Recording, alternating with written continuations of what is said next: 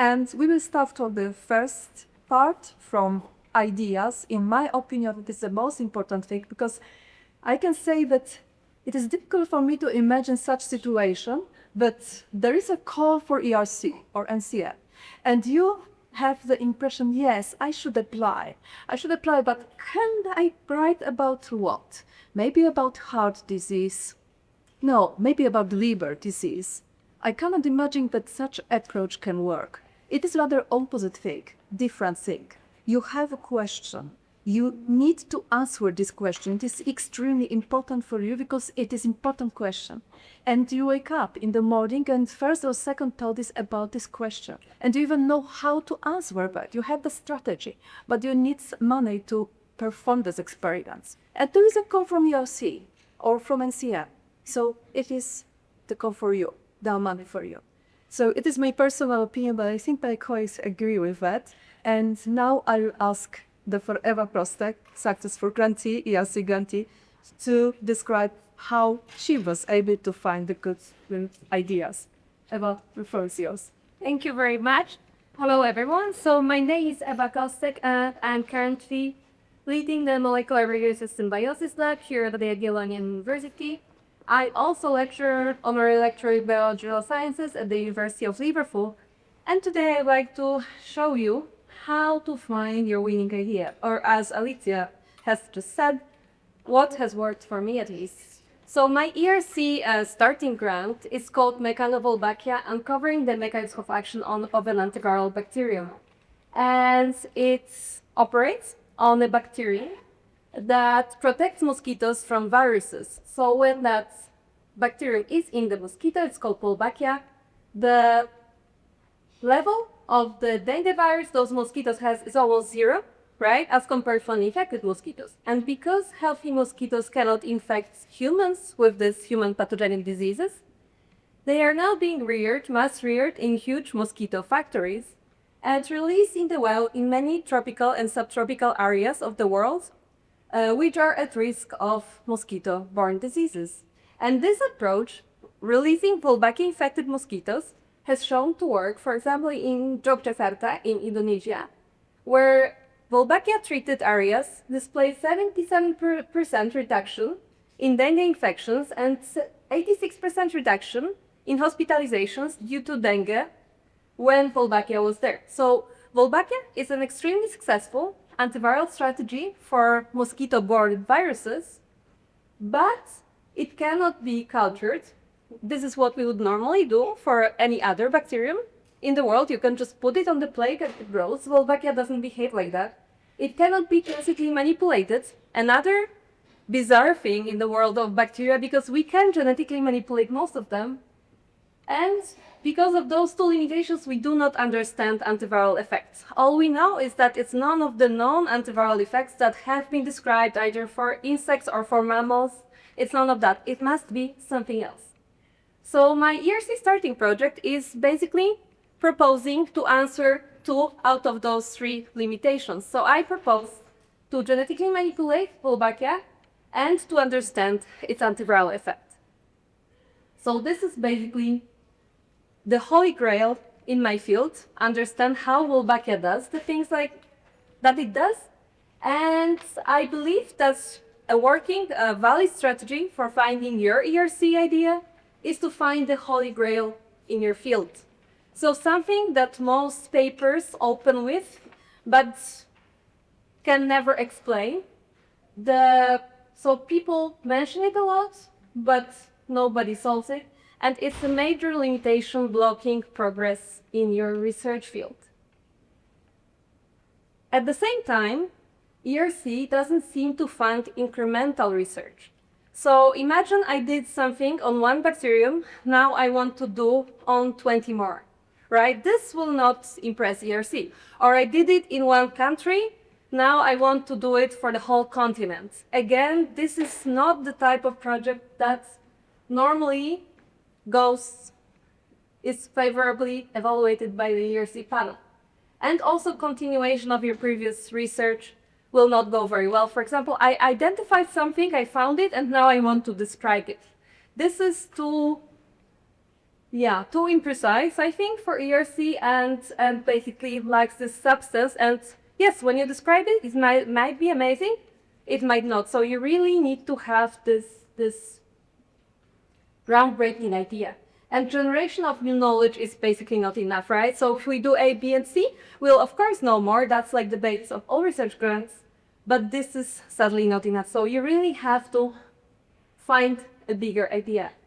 And ERC courses that I took before I wrote mine commonly mention that you have to do research that is likely to make it into a basic subject textbooks. So when I am done with my project, I expect all biology textbooks to be rewritten basically with that information in there, that bacteria are important because they protect organisms from viruses with this and this and that mechanism. So that will be the big impact of my project. Research impossible before, possible now. So the technology is now developing at a very fast rate, but also a lot of old papers and classics have been forgotten meanwhile. So you always have to be on the lookout for things that basically nobody could do, but now we are suddenly able, or you are suddenly able to do. New paradigm establishment or paradigm shift is also something to look at the thing from a totally new perspective. It's also a type of project that normally sells well. And yeah, exactly, groundbreaking, totally new ideas. So not only new knowledge, but new ideas. And also ERC funds and evaluates scientists. So ERC funded scientists are independent, that's a must. Capable, you have to show that you can do it, but also internationally recognized. And we will, I think, mention that many times today, that you have to start to work on your ERC projects way in advance, because this international recognition is usually not something you can get overnight. So how to find your winning idea? I believe that ideas are basically made of other ideas. So all ideas are out there are somehow a combination of what has existed before. And I borrowed that idea from Scott Bertram and his amazing book, Mind Fire, Big Ideas for Curious Minds, where he basically explains how to conduct a mental process, right? So every idea is composed of those little ideas, and that book also gives a couple of examples, right? For example, Angie with wheels gave us a car, right? And clock and the bell gave us an alarm clock. And car and the dumpling can give us totally new perspectives, right? Now when we combine those two. Anyone would like to venture and guess what we get when we combine those two? Yes. Anything else? But we can have more, right? There's no one right answer. What else we get? We get pyszne.pl, right? Like we can have dumplings on our doorstep, Uber Eats, or whatever else you're using, right? So there's a lot of ways to combine the very simple ideas into something bigger and novel. Yeah, so going back to science, maybe, leaving the dumplings. A forgotten technique which can help us to find a solution to a contemporary problem is basically what I used in my own proposal. Or, a forgotten problem which can only find answers today. And again, I think those old papers that nobody reads anymore because we've moved on so much and we only read reviews are like a gold mine for amazing and forgotten ideas. So in order to have your big idea, you have to access a lot of other ideas, right? And combine them and kind of go up in this hierarchy of ideas. So where to get ideas? And I'm sure I'm not going to surprise you by saying that the first and basic resource for researchers is reading research papers. But mind you, if you only read what everyone else is reading in your field, you'll only get the same ideas everyone else is having, right? So you'll only get this part to the same degree as they are, and your ideas are not likely to be considered very novel. So you have to step out of your comfort zone a bit and read a bit more broadly about the world, right? So that you can actually access those ideas from different fields or different perspectives. Second way, obviously, is seminars. And again, like with the papers, if you only go to seminars that you beforehand judge as relevant, then you will be limited in the scope of ideas you get. And I have that conversation with my trainees a lot. Why didn't you go to the seminar? It was not relevant. The problem is you can never say that in advance. Sometimes you only find out it was relevant like 5 years after you've been to the seminar, right? So go to those seminars if you can only find the time. And especially now, after pandemic, right? There are like hundreds of seminar series all over the world. You can attend the seminars at University College London, at University of California if you don't sleep nights, right? And like all over the world, really, literally. In Japan, right? That is particularly bad time zone, but you can still do it. So take that opportunity and basically go get your ideas. Talking to others is, of course, also amazing way. And people are, again, often first shy and too scared that someone will steal their idea. Mind who you talk to, obviously, right? Maybe you shouldn't reveal all your secrets to your biggest competitors, but I would venture saying that most people at the university are your friends and want to help you. So be bold, share your ideas. In the worst case, they won't like them. They might tell you how, and the feedback might be useful. So I'd say yes, go and talk.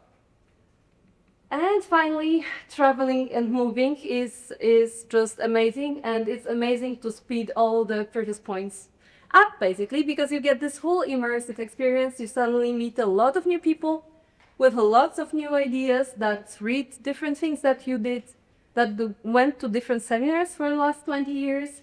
And travel is really amazing way to open up and to make your world a bit bigger in terms of ideas as well. And finally, think, right? So don't just skim through papers and rush from one place to the other. Take some time to have a coffee, right? And just like think about what you just read or what you just saw. Coffee with the speaker after a seminar is also amazing way to kind of revise your ideas and share what you're thinking. And in the context of ERC, also what is often said at this kind of workshops by, for example, Rafał Bucharski from Faculty of Mathematics and Computer Science, hello Rafał, what concerns people now, right? So this is not an ERC criterion because they value basic science, but actually if you look at the funded proposals, I am working on antiviral protection just after the COVID pandemic, right? Rafał is working on transportation in cities. So basically things that when reviewers read it, they can immediately relate, right? And they can find the use of that for their lives. So even if your project is super basic science, try to write it in the way that people find relatable. What are the biggest unanswered questions in your field right now is another one. That we basically covered. So you have to know it for yourself and your field.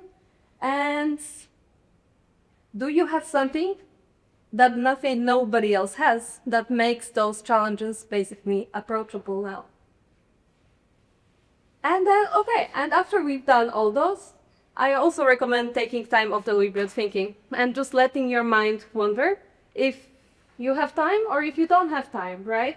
I really am productive thinking-wise when I walk my dogs, right? But you can cycle or just totally disconnect, right?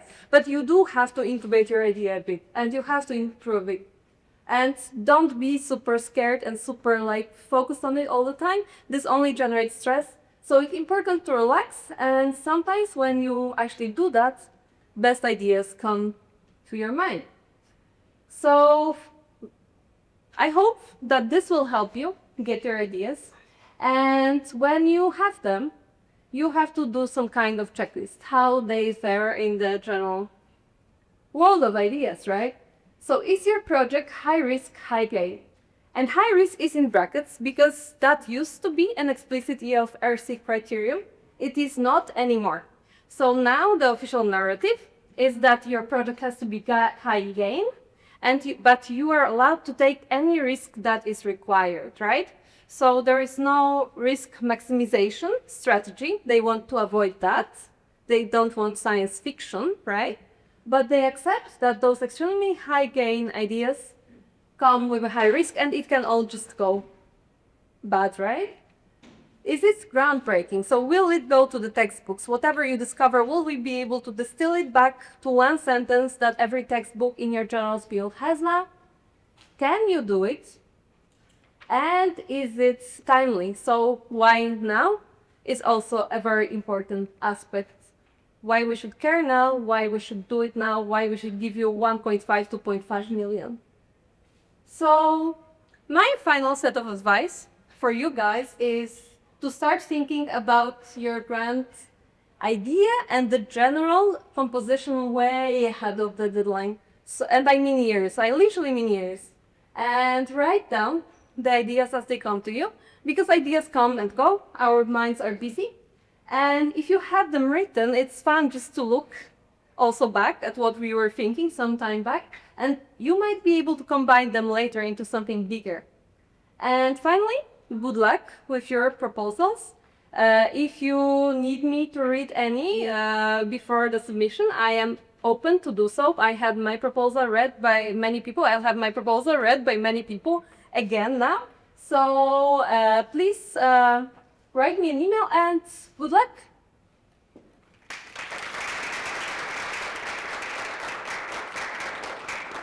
Thank you. Thank you very much. I can only say I agree with almost all. Almost all. Oh, yeah, because I'm fan of basic science without any additional features. You may have some questions. We will have time for discussion later on, but we can start immediately. Let me ask one question, because you said that you have to have some completely new idea. You can't just continue your research. But what was in your case here? What was the basic information or basic experiences you've had before finding the idea for ERC? It was completely new, or it was grounded in previous experience? It was first of all grounded in, I think, 1999 paper about antisense inhibition in bacteria. It was E. coli paper. I actually found that researcher. He is at Royal Veterinary College in London now, and I forced him into a collaboration. And he was collaborating willingly at the end. And he basically helped me to do preliminary experiments. There were like three of them at that time, to show that this technique can work in Wolbachia. And that was enough. So I literally had 3 experiments, plus a contact to a useful person that can help me with that more. But there was but I had probably 12 years of experience working on Wolbachia. So that I had extensive knowledge of the field, exactly knowing what is missing. But for that particular proposals, just 3 small figures showing that, like, in principle, it can work. So it illustrates perfectly what you showed during your presentation. Any questions from the audience now? So maybe later. So thank you very much. So we now have an idea, but believe me, it is not enough. We must now prepare the proposal, which can be successful. And I would like to ask Krzysztof, also successful grantee, ERC grantee, to explain how to prepare such successful proposal. Okay, so the floor is yours. Thank you very much. First of all, thank you for your invitation here. It's an honor to be here. I will start with 3 disclaimers. For disclaimer, I don't want to play an expert. Yes, so you've already said. I just want to share with you something that I was taught and I was given a lot of help during all this process. So I want to share with you. There is no one side to write a good project. Yes. Second thing, this event is called Festival of Scientific Career. Actually, I don't like conjunction with science and career and being a scientist and career. I think you don't require like a career to be a good scientist. Yes. Finally, the third disclosure. This session is called How to Get the Research Paradise. And getting the ERC project is not any kind of research paradise. Research paradise is where you can have a pleasure of finding things out. Yes. And the grants are just the way to achieve your aim. Yes. That's you may get to research paradise with any ERC done, but it's not bad to have one. You might. This one. Okay, so of course we often get the question: is my project good enough to start to apply for MSc? Yes, and of course the first question we want to ask, we want to say is like, your project has to be based on a good idea that is sound, that is significant scientific idea. That's the first criteria.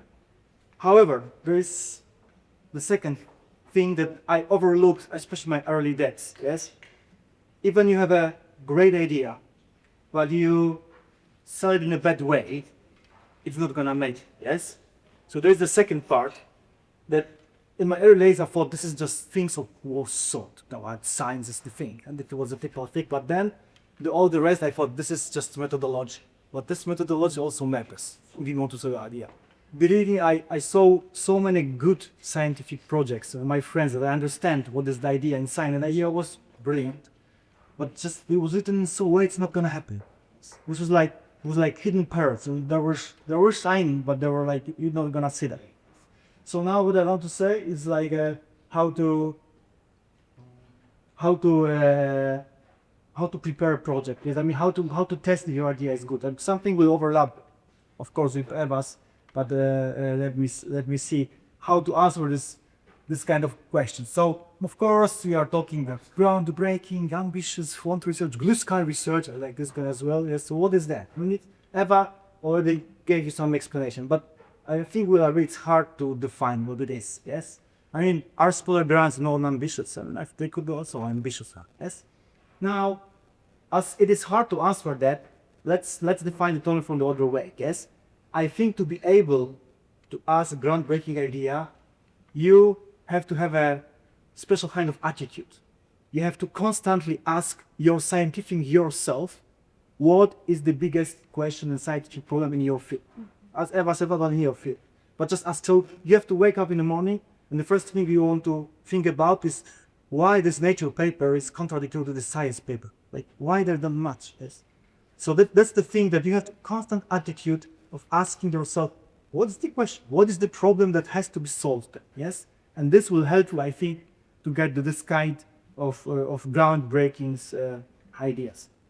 Now, our experience, especially in biology, our experience, there are so many variables there. Yes, you have to pay so much into the details. You have to control experiments in very, very detailed way, and it's needed. It's clear, but this is kind of a trap as well, because then you are closed in your idea, your approach, and actually the biggest ideas, the greatest one, yes, is like something that are unifying. So we are trying. Let's try to look for unifying answers for different kinds of questions. So we have this different kind of questions that we are constantly seeking for, these different kinds of problems in your field, and now try to see, is there any common answer to them? Like common approach that you can propose. If there is such, I think that's a good thing to start with your axis, like the unifying thing. Yes. Now this I also like think big. Let your curiosity explore, and let your imagination explore. This is also a nice thing. I think curiosity itself is not enough to make a good science. I mean, it's required, but it's not good enough. So recently, my daughter came to me and said, with a YouTube film, "Look, Daddy, look at these guys. These guys are doing experiments to prove that the Earth is flat." And it was fine. They have experiments. They have the lab books, the sending balloons with the camera and trying to prove that the Earth is flat. Yes, believe me, they are full of curiosity. These guys are want to make science. It's true, yes, but the curiosity is not enough. And I find myself sometimes in this flat Earth guys field. Yes, I mean, now I want to explore, like Eva said, I want to explore different fields. And I'm a stem cell guy, so I will show in this field of medicine that they should think about the stem cells. Yes, so I'll write a project about that.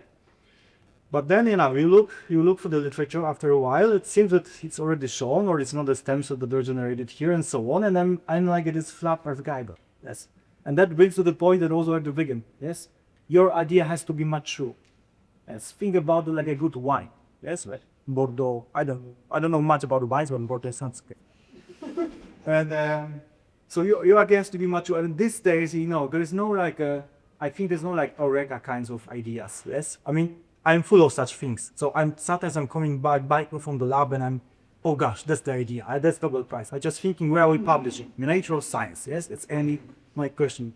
And then I come down and I think about this project. I discuss with friends, I read, and then it seems that it turned out that the idea has more faults than my grandpa's Twitter. Yes, so it's and that's the point. You have to you have to have a time to address and your other ideas. Yes. Now, if you want to start application for ERC, yes, you have to have this idea that think about it as said. Yes. Otherwise, you have to know when to open the wine. Yes. And no, if you write your project, you think that this will be the end, like advertised. Yes. But if you start from something that is like not well prepared, I mean, you may try hard with all these tricks that I will try to show in a second, but it won't work. Yes. So that's a good question. Recently, I don't really know this guy. Richard Feynman is a famous physicist, Nobel Prize winner, and he has great contribution to physics, but also to like the philosophy of science. So recently, I read one of his own interview, and he was asked, "How do you know which problem is the right size to attack?" This guy was ambitious for sure. And he said something like, take the importance of the problem and multiply by your chance of solving it. And I will like it a lot. Yes. So the final value of your research is the importance of the question multiplied by your ability of solving the toy. Now, there are different kinds of drugs that put different weight to these two kinds of equation. Yes. So you have like NCBR projects. They're like more research and development. You put something forward that to the industrial text. Now, here, the ability of solving the problem and making it possible is the most important. Yes. The ERC, I think, weighed more of the importance of the question. Yes. And this is my personal attitude, and I overshoot my ability of solving problems. Yes. Meaning that, it's sometimes, you can't ask, I mean, for me, it's like, I won't pose I can't pose a question. What is the quantum theory of gravity? Yes, it's an important question right now. But my ability to solve is like a big round zero. Yes, so you have to be like find a balance finally. But the PRC projects put a weight on the importance of the question. Now, how to see my ideas good or bad? Like the point is collect your ideas. Yes, collect your ideas, and many of these ideas are there are diamonds, but if you know how diamonds looks like, that looks like at the beginning when you find it, just normal rocks. So how to distinguish you have to polish, yes? How to distinguish the rock from the diamond. And today I'll try to show you one method that I'm using of polishing the rocks and see if they shine. Yes? If they shine, and you can apply it in the ERC. Yes? So this is the process that you have to do. You have to collect these raw ideas, biking home and so on, and getting excited is a Nobel Prize, but then you have to polish, discuss, to repeat. And there is a way, I think, in kind of a disciplined, organized way, how to polish them that I'm using actually. Yes.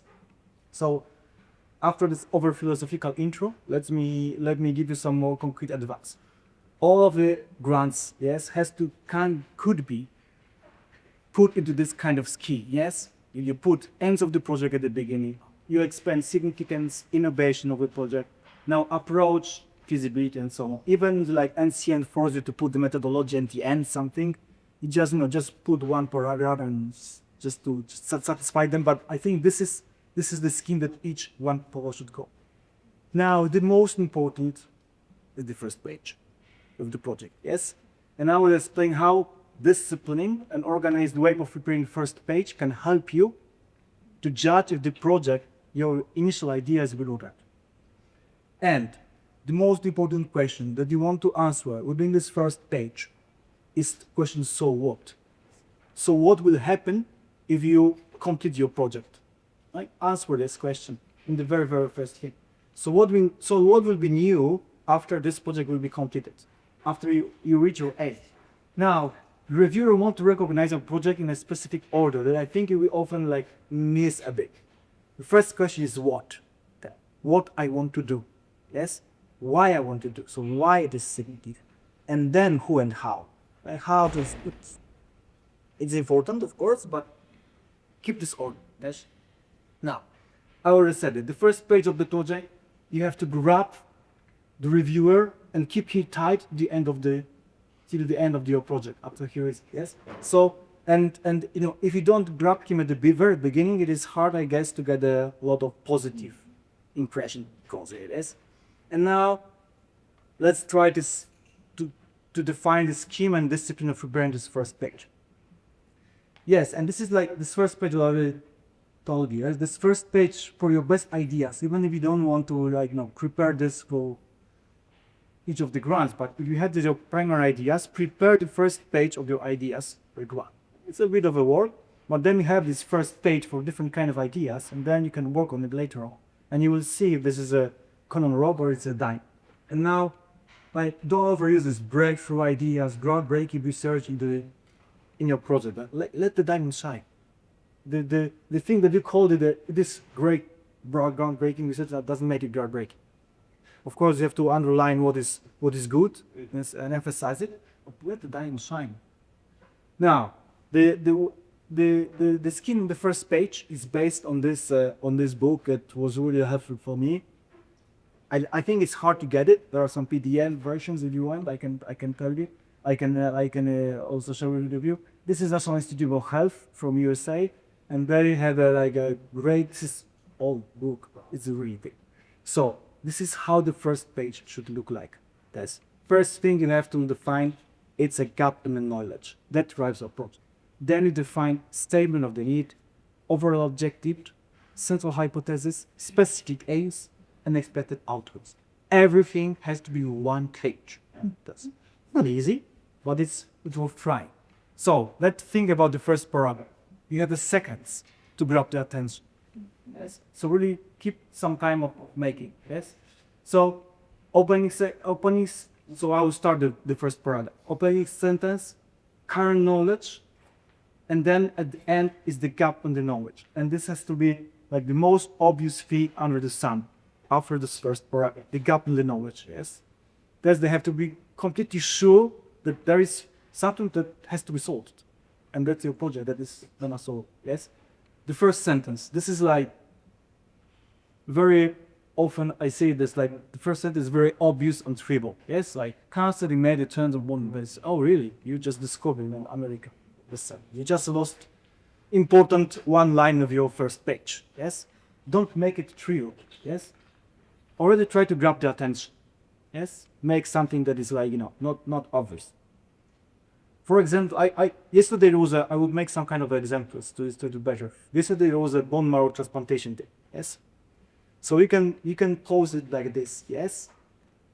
Bone marrow transplantation sales were the 1 million patients, it's estimated like this. But, to be honest, it's a shame because during the last 10 or 15 years, the mortality rate, of side effects, is on a level of 20%.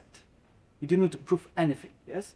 So now, no, you already pose some kind of grabbing the attention, yes? There is something that is already good to be solved at the very, very first sentence, yes? Now, the current knowledge, 5 sentences, you said it's not possible. And here, your scientific excellence has to crystallize. No, what Feynman or Einstein said the same, because if you really understand something, you can explain it to a 6-year-old child. And that's something that matters here.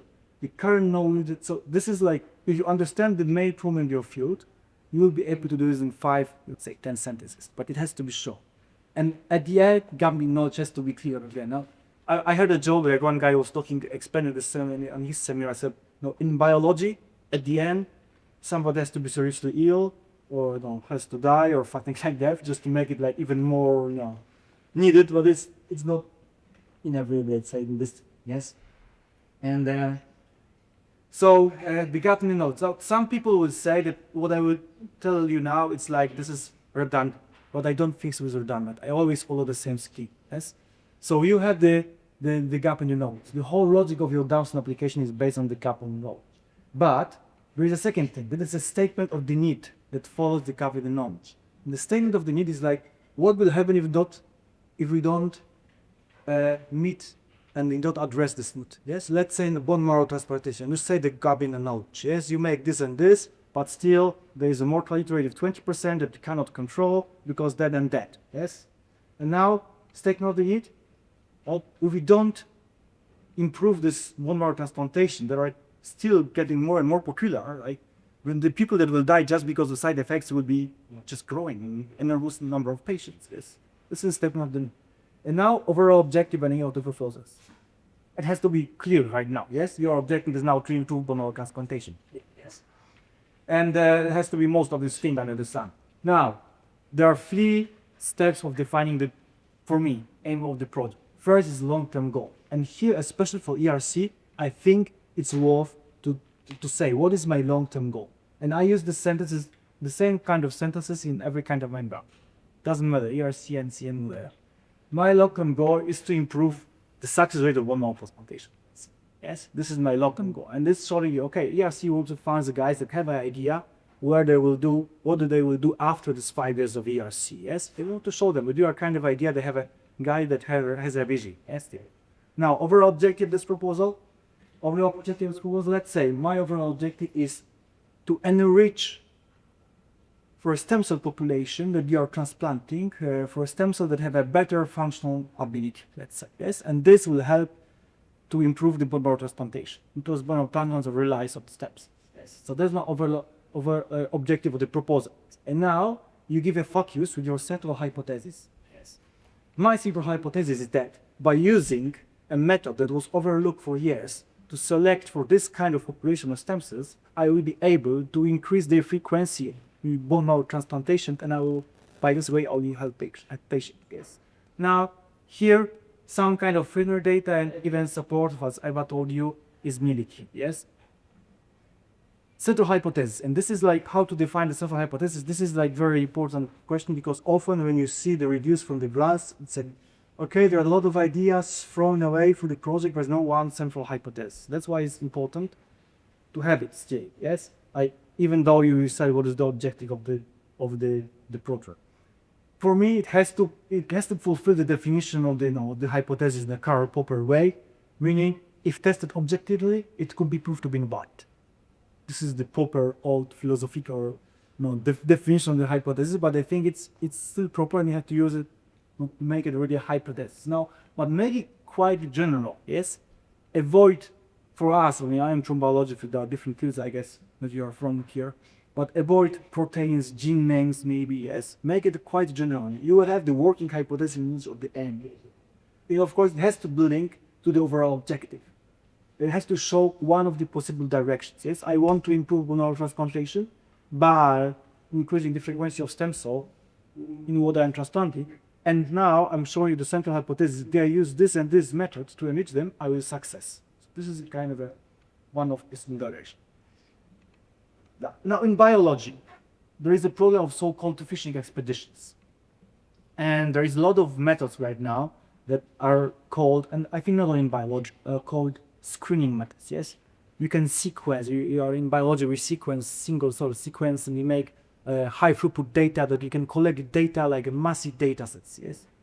And then there is a track, because these methods are very expensive. It's hard to get money for them. You have to apply within some ground, yes? But do not base your grant only just on getting data, yes? And saying, I will have so much data, but afterwards I will find something interesting in it. And just, this is like the fishing expeditions. I will just throw my look here, I will fish some. No, this is not the kind of how you want to approach ERC project. As for me, still should be hypothesis-driven idea. So now, we have to, you are this on the third stage, we gobble knowledge, stimulate an integral objective, central hypothesis, and now define the specific aims, yes? So for me, the good number for specific aims was always 3. I don't know why, but always be 3 specific aims. There are some people that make more. I think 3 is good. Now, they should not be dependent on each other. Yeah, they should address the same question, yes? So let's say I want to use this method to enrich. In aim 1, I propose that I will use this antibody and this antibody. I will enrich this stem cell population in my bone marrow transplantation. Second aim, yes, let's say I'll use a different method to enrich the stem cells, yes? Or I will test what is the functional property of stem cell that we will use that really matters in bone marrow transplantation. You made like this, that you will do this second aim only when you succeed in the first aim. It's like, it's not a good way. Yes? Because if you're not succeeding in the first aim, then the whole project is spammed, basically. Yes? So address the same question, but in a different way. And of course, like, you can be like my old mentor, like he was at Stanford, I always once said, he was bold enough to write something like this. Even if only one of the specific aims will succeed, this project is brilliant still. So try to make like, don't write it because you can write it, but like that, I think. But try to make the project in this way, yes? And then you can propose the sub-aims within the project, but this is kind of technical. Now, the significance and innovation. This is also something that needs to be on the first page, although it has to be you have a limited space. But what is the significance? Yes, it's always hard to define. I would define it like that. This is a positive impact of your research that will have or something other things in the field. But now the reviewer has to judge something like, judge the significance of the project. And it's a good idea sometimes. And sometimes there are like published in the website, for ERC, but for other projects you can find the questions that the reviewer has when they are reviewing your project. It's a good point, like to find out these questions, yes. And I can share some of these questions, yes, afterwards. But the very important thing is that you have to be clearly outlined in your project. Yes, the first part of the specific aims. Answer the question: what will become possible after the project is completed? What is not possible now? Yes, this is the first question you have to ask. And then I always use the same two kind of sentence. Upon successful implementation of the proposed research, to the extent that the rational and non-realized of research is that when we increase the frequency of stem cells in bone marrow transplants, we will improve mortality by more than 10%. This is the thing. We will save dead men and beneficiaries. So what are the questions that the reviewers has? Yes, the questions are like analytics. Does the project address the important clinical biology proposal? Is a strong scientific premise for the project? If the aims are achieved, how will scientific knowledge or clinical practice be improved? Yes. Now, give them the clear answers in your project. Meaning, what is the clear answer? The guy can make Ctrl+C, copy paste the sentence from your project to the reviewer form. Propose such kind of sentences, and you have a higher chances. Yes. Now, this is the word I really don't like: innovation. This is like you say, but everything is innovative right now, and it's really hard to say what is innovation. So let's try to describe what is innovation, and how to address this innovation problem in the project. And it has to be something that is new and departure from the status quo. Yeah? So there is something like a status quo, and you have to only depart out of it. Something that is like new, but still vague in the definition. Let's see like this. Let's define like this. So part one, define what is status quo in the field. Yes.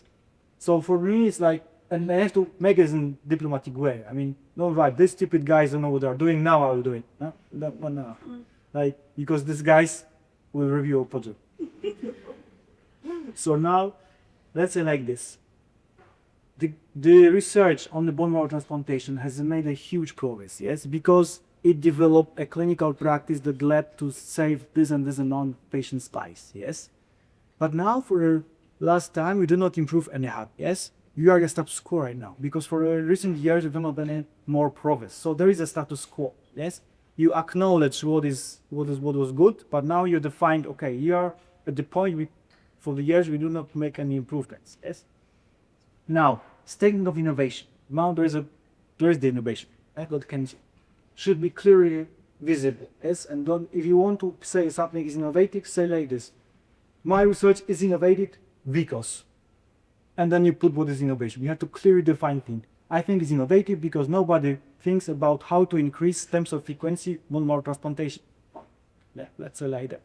And then you can say, and then it could be a new technology, new approach. I like this overlooked aspect. Yes? So you look on the problem, but this kind of aspect was overlooked, and this kind of things can be here. Yes. And now describe what are the breakdown variables. Yes. Okay. So I think that when I increase the frequency of stem cell bone transplantation, I'll reduce the mortality of the patients. Yes, because my engraftment of my bone transplantation will be faster and more efficient. It's all. Yes. Now, what are the questions in the four? Yes. Does the project challenge and CV to shift current research? Are the concepts novel to one field of research or novel in both sense? I mean, these are the questions that are in the forms of the requirements. Be bold and ask yourself if your project has the sentence that could be paste jerk. Use project.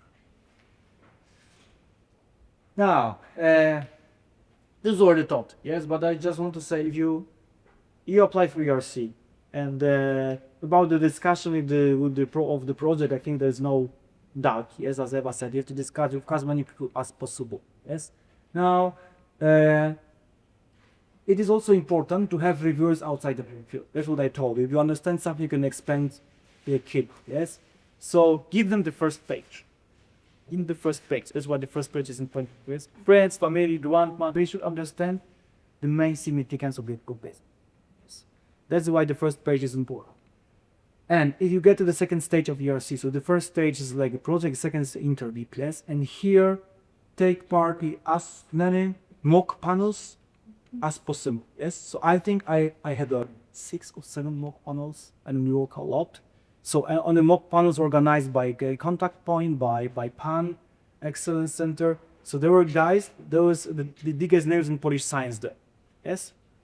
And they say that sometimes it was like, one of the guys said, it's too general. No, it's just too detailed. So even you got, contradictory feedback, yes, but it's still valuable because you see what in your project, what is like, what is something that is like, let's say, controversial. Yes, so this is very important, and it helped me a lot how to prepare this whole application. Now, you still got 10 minutes, but we can talk about scientific writing for hours, but I just want to show you a few main ideas. Yes, what is scientific answer? Yes. So I don't know how about you, but I think do it before deadline. And that's my COs. Unfortunately, I'm trying to be better, but still it's like this. And I think I'm not the only one. No. And this guy, consumer reviewer, has to write a review for several other projects. It's reading your train, plane, and whatever. That means you have to write in a super key way. Yes? And that's easy, that something that is easy to read and understand your prompt. And this is not a literacy competition. It's not a how well I write and this is a good styling wise. This is about clarity, yes? And respect and save this guy memory. Yes, he got even if he's a good reviewer because he's reviewing DRC, his head is like now. This is ended volume, yes, that he can take on. Now, the 5 main features of scientific writing that I think is important. First, I'll listen. Clarity over everything else. Yes, it has to be clear as you explain the key. Cohesion and coherence. What is the difference here? Yes. So cohesion is something that is logical flow on a micro scale. Yes. So we said, all right, this. So I haven't taught this. Like, if you end something, you put at the end of the sentence some idea, some aspect. You want to start the next sentence from the same aspect.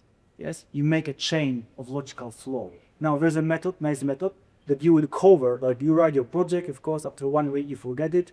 Then there's even a software to do this. That it shows you only one sentence and it covers the next one.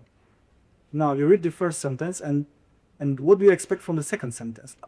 Yes, you have to think even for your project. You unlock the next sentence. Oh, something happened to you differently. Therefore, some link is missing. Yes, so there is this cohesion. Yes. Now coherence is something that is coherent like on a macro scale. Yes, the first page has to match. This is the coherence. Like you can write like this that I don't know. Elephant has a trunk that looks like a worm, and the worm is a creature that lives in the soil. I mean, the cohesion is there. The coherence, not really. Yes, this is some kind of a different. Now, emphasis. Now you can use ChatGPT to write the grants, to help you to run the grants. I do this as well, but you need to know what to emphasize in your project.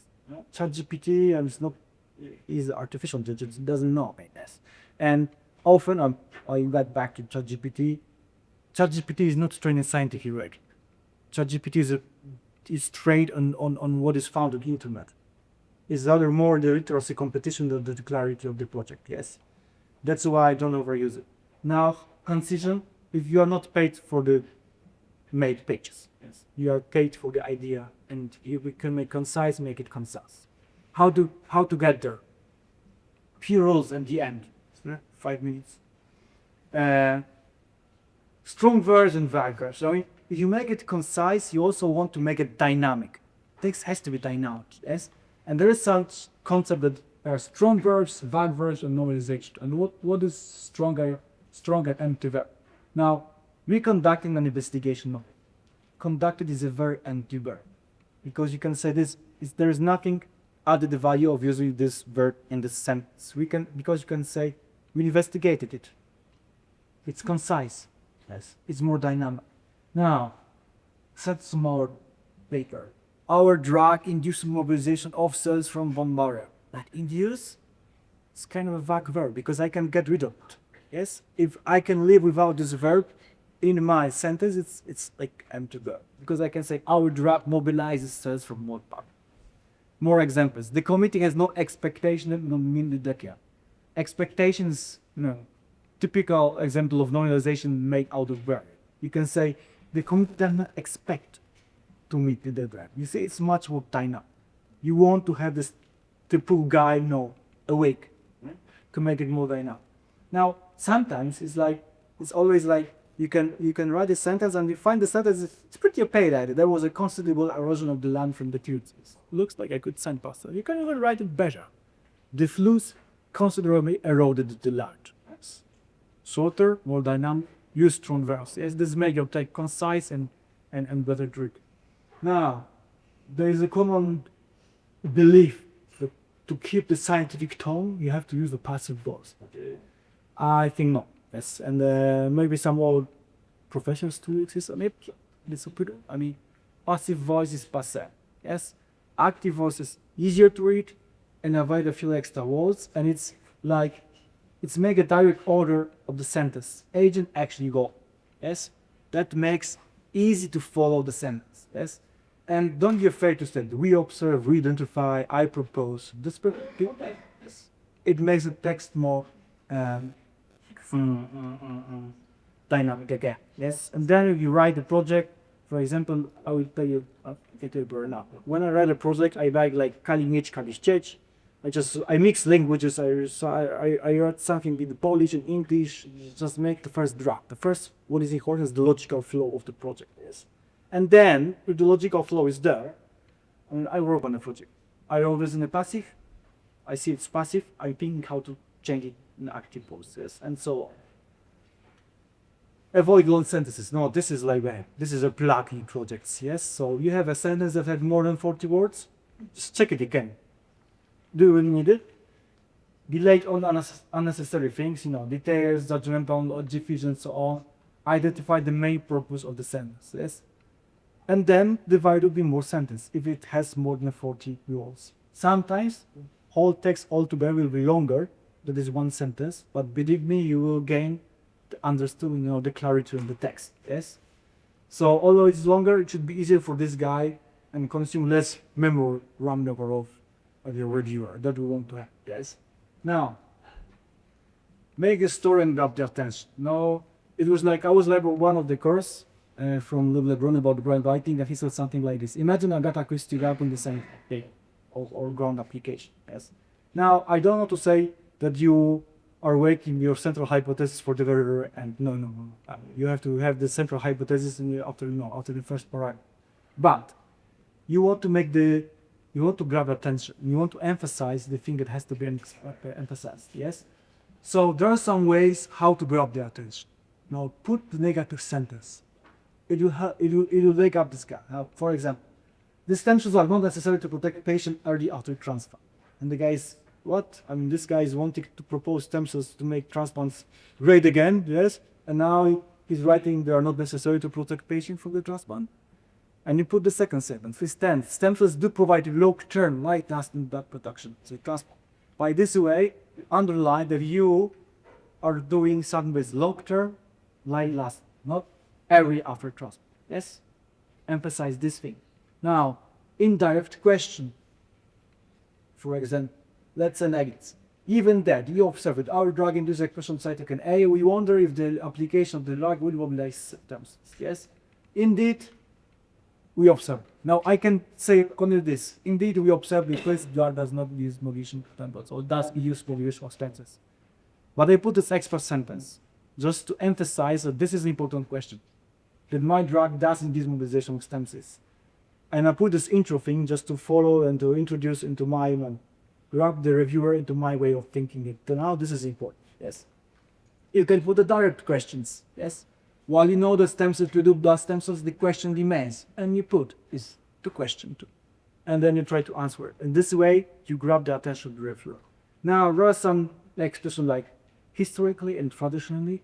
In the science, now something is traditional and historically. The reason my idea is like something that is not attractive. Yes, like this is something that's not new and novel. You want something that is novel. Yes, so when you put something like this, historically, it was spotted. There was like this is a sentence from written a bit from Major Paley. Yes, and I read it. Historically, it was thought that stem cells produce all that stem on all that thing. So why historically? It is like that.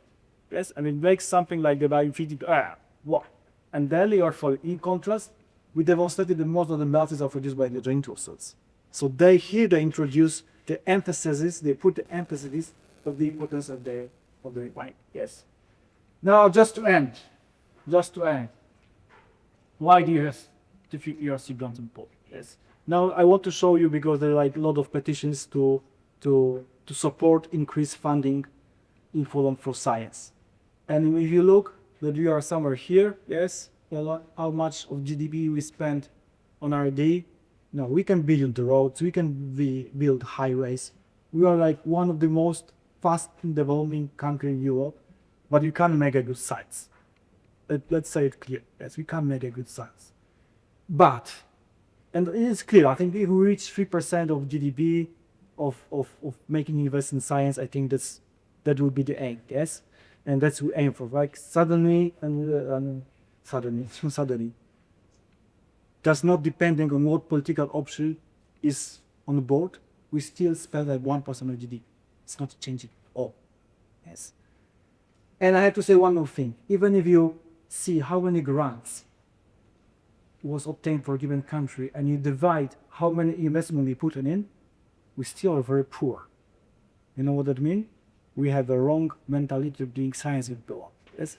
And I'm afraid to say that even if we put a lot of money into this system, all the science won't change. Yes. And I just want to add with this statement that we have to change our mentality, how we organize science in Poland, to make more years grants that will be even showing more. And with this apple, I would like to end. Thanks all the people that helped me making the lab. Also thanks to my wife and her team. We work together on a daily basis, and my collaborators, and of course for your attention, and we love the application. Okay, I will try to be relatively concise and fast because not so much time we still have. And later on we'll have time for some questions. I will repeat in fact what my colleagues already said, but simply I believe that it is true. But if I have never applied for ERC and I will not, but I evaluated, I don't want to exaggerate, more than 200 projects for sure, much more. So if you have an idea, if you prepare the correct project, then it is evaluated. Sorry for that. It is evaluated in ERC by ERC panel. ERC, as you know, it was founded in 2007 to support frontier studies and to support fundamental science. For me, it is extremely important to support the curiosity-driven science, not the challenge-driven science, which is liked by politicians.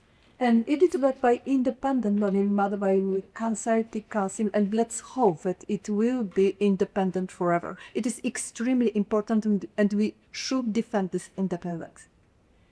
It is evaluated this session. I speak again to show the previous slide. It is inside of this building, so it got here's the lift. But of course, architecture is not the most important thing. The most important are the proposals and are the progress. And there are such three basic programs: starting, consolidation, advanced. They are for individual researchers. Synergy, which is for combination of researchers, for team, and proof of concept, which is specific for application-oriented ideas for the grant holders only. So let's think about this tree And of course, here is short summary what you can expect on these projects and what is the feasibility. It can change from one call to another, so always check it. But one thing will be new, starting from new year, from new call. The feasibility is now slightly different. Starting from new call, you can apply for starting grants immediately after PhD, not after 2 years, after 10 years. It is a very good idea, in my opinion.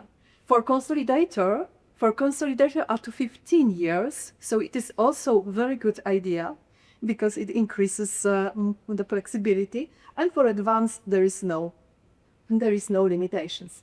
So, some statistics. Starting from the 2007, 16,000 projects have been financed. So it is very optimistic. It is a lot. 10,000 researchers, more than 10,000 were awarded. It is when second good point here. If you get first proposal, you have bigger chance to get the next one. And a bit realistic. Evaluated was more than 130 research proposals. So success rate is, let's say, not high. 10%, 12%, something like this. But it is right. I love ERC because of that. The excellence of the quality of research, I don't like excellence.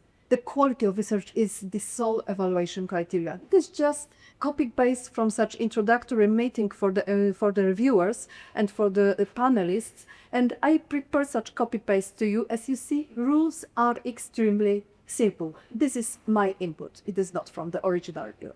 So is it a groundbreaking potential in the proposals? What will be the impact? But impact in the field, impact on the scientific knowledge, not necessary impact on the society, economy, whatever. Of course, if you can show this impact for medicine, for economy, perfect, but it is not necessary. The most important thing is real site, and therefore, and the second one is evaluated is principal investigator, but in the context, is the PI capable to execute such proposal? And that's all. The rest is individual decision of panelists and reviewers. Therefore, I love it. So how to get it? The simplest answer is for the hints given just a moment ago by my colleagues. It can work. Not necessarily it will work in your case, but it can work. It works.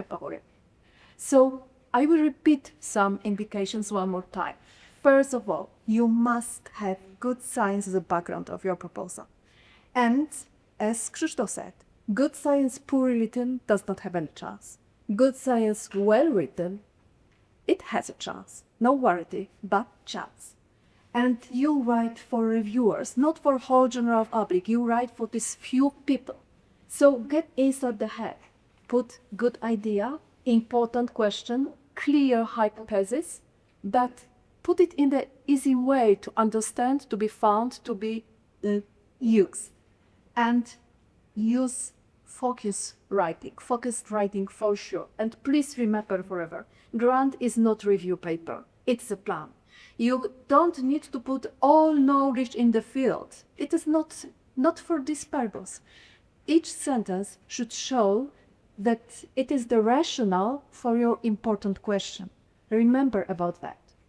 And what was already said, you should be active here.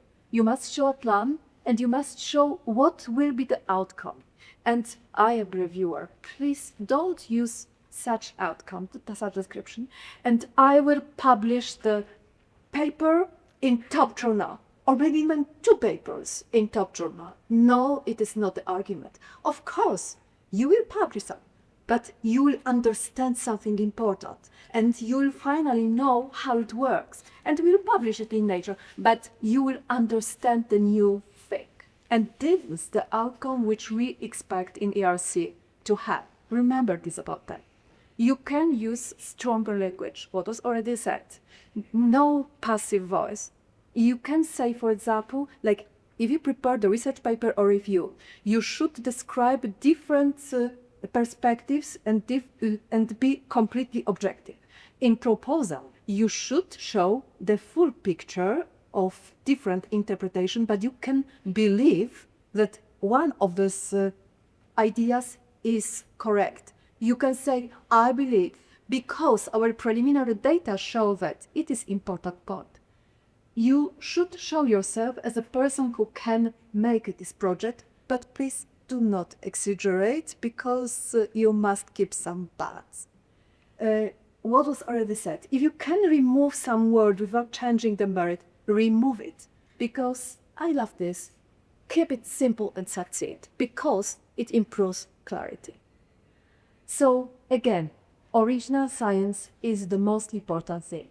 Hypothesis-driven science is the best way to get proposal. Usually we advise people to not propose too much, but in case of ERC, of course you cannot lose the contact with the ground. You cannot be completely science fiction, but you can be brave. You can be a bit optimistic, because ERC likes brave proposals. But you must discuss potential problems. It is also a very good opportunity to show that you understand the field and that you have some kind of experience in making science. And you must discuss alternative approaches. It is for sure. If you don't do it, everywhere will do it. So better do it by yourself. And I cannot imagine project without preliminary results, both published and unpublished. What are the grand killers? Missing hypothesis, preliminary data lacking, but the worst thing you can hear, it is incremental only without groundbreaking potential. And in case of KRC, it is grand killer. So again, I intentionally showed the same picture, but it is simply true. Don't make fishing expedition. Even if you indeed want to do that, don't say that you will use transcriptomics, metabolomics, proteomics, and then you will take the artificial intelligence and then you will find some correlation. No, it is not the way. The best way is still hypothesis-driven science. So to have some observation, you formulate clear hypothesis, and you have an idea how to test this hypothesis. That's part. And let me show you some examples. It is my idea, but it would be perfect ERC proposal. It is historical. ERC did not exist this way, but for me it is the clear example how from biology, which type of sentences are good for ERC proposal. It was, we are now in 1940s. And you know that in 1928, Frederick Griffiths worked on Streptococcus pneumoniae, and he was a physician and he wanted to develop a vaccination. And he had two bacterial strains, smooth, pathogenic, and raw, non-pathogenic. Okay, and one time he did interesting experiment. He mixed in the tube the two strains, but pathogenic were killed, unpathogenic were alive. And he injected to mice this mixture, and unexpectedly, it was pathogenic, despite that pathogenic bacteria were dead. But more even strange thing, he was able to take bacteria from such mice, and they become live and pathogenic. So it was a kind of transformation, and all new generations of this bacteria were the same. So bacteria had been transformed, and it was some inherited feature transduced to this bacteria. So it had to be some chemical component of the pathogenic bacteria. It was a carrier of genetic information. So it is an observation. It is something that we do not understand. And now is time for question. Which chemical component? And this is question of ERC type. Which chemical component is the carrier of genetic information? And these guys, also at the very end, his colleagues proposed relatively simple scheme how to answer the question. Not very sophisticated technology. What they said? Hypothesis. It will be compound of one of these groups. How to check it? Let's repeat exactly as experiments which went down, but with one additional step. We will add separately different enzymes to destroy different groups, and we will check how it will affect this transforming capability. And they did it. And they showed that only DNase was affected. So they show that transforming agent was DNA. Typical ERC project, for my opinion. Second example. You know that in the fertilized embryo we have all genetic information for our organism. But later on, our cells are different. We know, of course, how it happens, but we know it because we read it in the textbook. How it was described, how it was discovered. It was a very vivid discussion in 1960s. One possibility is that only part of information is passed to differentiated cells, not all information. Other scientists believe that only part of information is passed, but because chromosomes are in all organisms the same, so it is multiplied. Chromosomes are the same, but the content is different. But there were also such researchers who believed that all information is passed, but it's partially blocked. Okay, what is the truth? We know, but it was in textbooks. But it is perfect question for ERC. What happens to genetic information during differentiation, okay? And it was an idea how to answer that question by John Gurton. By the way, he died just a few days ago. And what he proposed, again, not very sophisticated technology, just perfect idea. Let's take unfertilized egg, destroy genetic material, destroy the nucleus, and then take nucleus genetic information from differentiated the cell, from skin or from gut. And we will see what happens. If only part of the information is in these differentiated cells, we can expect to get some fragment of skin or some fragment of gut. But he obtained taproot. He obtained full organs. So now it's known that whole information is in differentiated cells, and in eggs there are some mechanisms which can unblock this information. Perfect idea in my opinion. And the last example of ERC type question. We perfectly well know this scheme. We know that all blood cells are from such very special hematopoietic stem cells, just from single cells. But I have different idea. This one. Don't you think that is a very nice scheme? Each type of blood cells develops from separated stem cells. How we know that it's not true?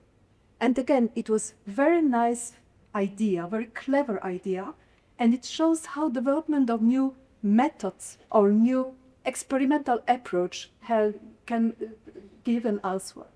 So, do blood cells share common stem cells or arise separately? Typical ERC type question. And in 1961, these two guys developed such methods that they took bone marrow cells and then to irradiated recipients was transplanted, and on the spleen it was possible to see growing colony from just such bone marrow cells. That's all. Nice experiment. What was found? That you can easily take such colonies and analyze them. It is a very simple procedure. It is basic histological staining, nothing more.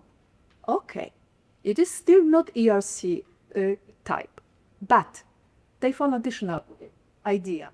Let's make additional step, additional irradiation, but with small dose of radiation, just to induce some rearrangement of chromosome in some cells, kind of mutation. Why it was such important? Because each colony with such distinctive chromosome marker was a derivative of a single clonogenic cell. And now it is enough to check what is the composition of the colonies. And what they published in 1963, that there are some colonies which can generate a mix of myeloid, erythroid, and lymphoid progeny. So it was the functional proof of existence of single hematopoietic stem cells. Fantastic question and fantastic answer. I still believe that this question about the memory of the sentence of this stem cells is kind of a nice follow-up. Okay, very shortly how to write proposals. As it was already stated, writing only takes longer than we expect. And deadline is coming. We know it perfectly. And I fully agree. This is your reviewer. I was the reviewer of projects recently on Sunday. I finished, it was for Portugal. I finished at 4 a.m.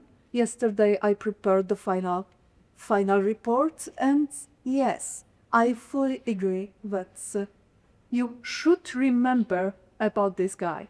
We have panelists and usually 20 to 30 proposals to evaluate, and it is indeed a lot. So prepare your prose to make it easy to understand the pig, to find it, and yes, I agree, to find the argument which can be copy-paste because we will use it. See, it is clear.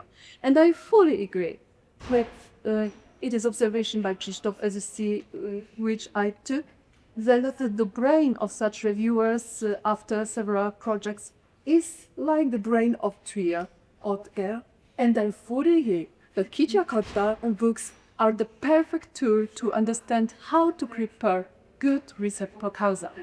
I go in details shortly. So look at the scout. Kicia the cat put the toys to the box. Kicia the cat put the books on the shelf. This is information. You can make this information different. Look here.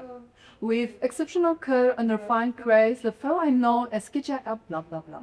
Subsequently, the same distinguished individual to make prudent to avoid the Ichakacha and less for less. But how often our writing is like that? In a review paper, okay, but in grants, it is good way to have this grant rejected. Don't write this way. To be more scientific, let's say, and I will use exactly the same sentence. Look, please. It is worth emphasizing the growing body of evidence has been obtained from important research, blah, blah, blah, blah, blah, that our drug mobilizes stem cells from the bone marrow. Our drug mobilizes stem cells from the bone marrow, but it's enough, exactly as Krzysztof described. So how it is evaluated? It's evaluated in the same way like LCN projects. So we have panel, 12 to 15 people with the chair of panel and the representative of agency. And we received proposals to be evaluated earlier in advance. We do it completely independent, and then we submit our evaluations, and then we receive information that we will be primary reader or secondary reader. The primary reader is a very important person because primary reader describes to the panel what the project is about, what are the strong and weak points, and what is the opinion of other panelists. In ERC, there are 4 panelists evaluating each proposal. At least it should be. Unfortunately, it's my personal opinion, but unfortunately from next proposal, it will be reduced to 3. I believe that it is risky, but we will see how it works. During the meeting, all members have access to the grant application, and all members can discuss the proposal, but in fact, usually the discussion is between primary and secondary readers because the rest of panel is preparing for the demonstration of their next proposals. It is at the very beginning. Generally, what is the aim of the first meeting of the panelists is to find which proposals will be submitted to the external evaluation, which will pass to the next step. It is very tricky, it is very difficult for panelists to find such proposals because we have a limitation. We cannot put all what we want. It is only the limited number of proposals which you can do. Usually it works this way, that all 4 evaluating panelists score the proposal, some proposal relatively low. And such proposals are immediately given here and are not discussed too much.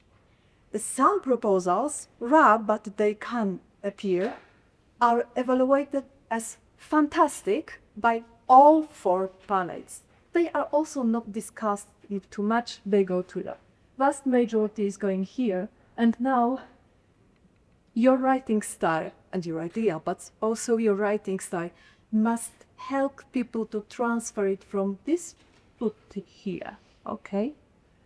And this is the first stage.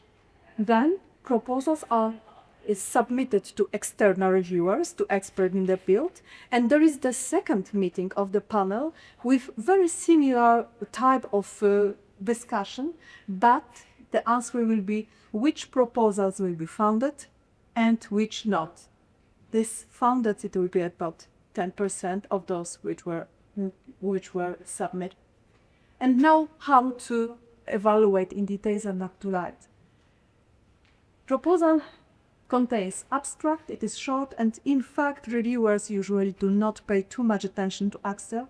The most important is this short description, this B1 version, and apart from that you have also such called full description B2 version.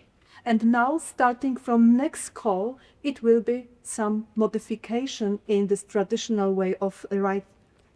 That's me. Short description will have still 5 pages. And what you are expected to do with this short description, you have to convince the panel that the proposal is a robust original science. So, what is the state of the art? What is your overall goal? What are the specific aims? And what is your strategy to find answer for your major question? You don't need to show methodology. You don't need to show feasibility. You don't need to discuss in details. Definitely how you are going to do that is not such important. What are you going to obtain is the major information. And now, these 5 pages, it was accompanied by the APETCAT CV, 4 pages. I will go do that soon. It is written for experienced scientists, but not very familiar with your field.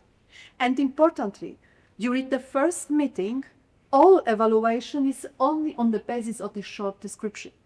So it is extremely important to convince panel that you can go to the next steps. Without perfectly prepared this part, you don't need to prepare anything. This second part, full description, B2, till now it was 15 or 14 pages. Now, starting from next call, will be only 7 pages. And you don't need to repeat what is in the short description. This 7 pages is only about methodology, feasibility, and all these technical details. It is a very good idea. I like it because this overlapping which existed previously is just now replaced. And this full description is for real expert in your field. Such people who are working on the very similar topic. So what Krzysztof said, be polite, yes, because these people will possibly review your paper. For second meeting at the panel, panelists will see short description, CB, and full description. First meeting, it was only short description. Reviewers, external reviewers, will receive everything. So remember which part is for which group of people. And very shortly how it is evaluated. As you see, criterion 1, how important are the strategies? Are they going beyond the state of the art? And now we'll not evaluate during the first step feasibility, but it is sound and reliable, something like that. Generally, there is scoring from 1 to 5. 5 is outstanding. By the way, RC is very polite. But look here, 3 is called very good.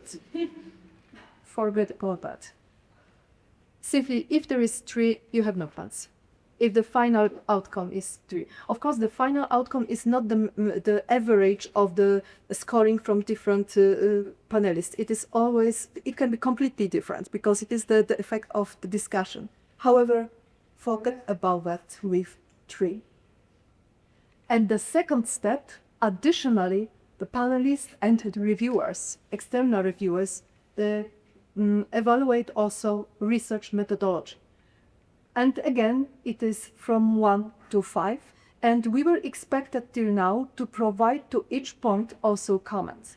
Starting from the next call, ERC is possibly going to resign from comments and at least during the first evaluation, and it's something what I'm afraid. I have a meeting about such things in March, I think, and I will try to fight against that because it is too easy to put some numbers, and I have some experience with quality of review. I will not go without comments, but it is the idea of ERC to reduce the overload. Pre-study investigators, what I already mentioned, is evaluated how this person is able to propose and conduct really groundbreaking research. Is it to how is that it's evidence the creative independent thinking? That does not mean that you should show that you do not publish with your colleagues. No, look, you should show that you are the leader in this publication, and that you can create something new, some new ideas, not only supplement ideas made by others. And you will have such good, very good. In fact, if you get this project, you had to be outstanding, or at least more than excel. During the second stage, this TI is there are no new information. So in fact, we focus on the information from the first step, because there's only some formalities which are added here. And now to finish, I would like to stress one thing. Very important is description of your CV and your achievements. And now we have 4 pages divided to 3 subheadings. First is personal detail. But please do not provide all details. Show your personality here. Show your attitude here. You don't need to describe everything in your life. The question is, are you the right person to run this project? Simply. So show this information which can support that. Or to be more poetic, is it the ship available for the expedition? Not fishing expedition.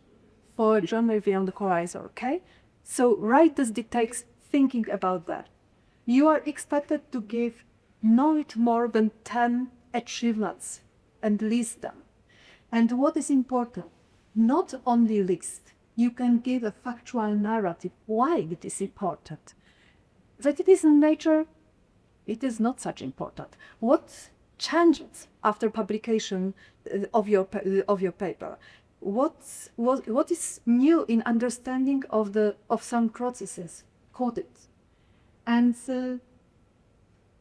here also, how you create this factual narrative can give a lot of information about you. What is more important for you?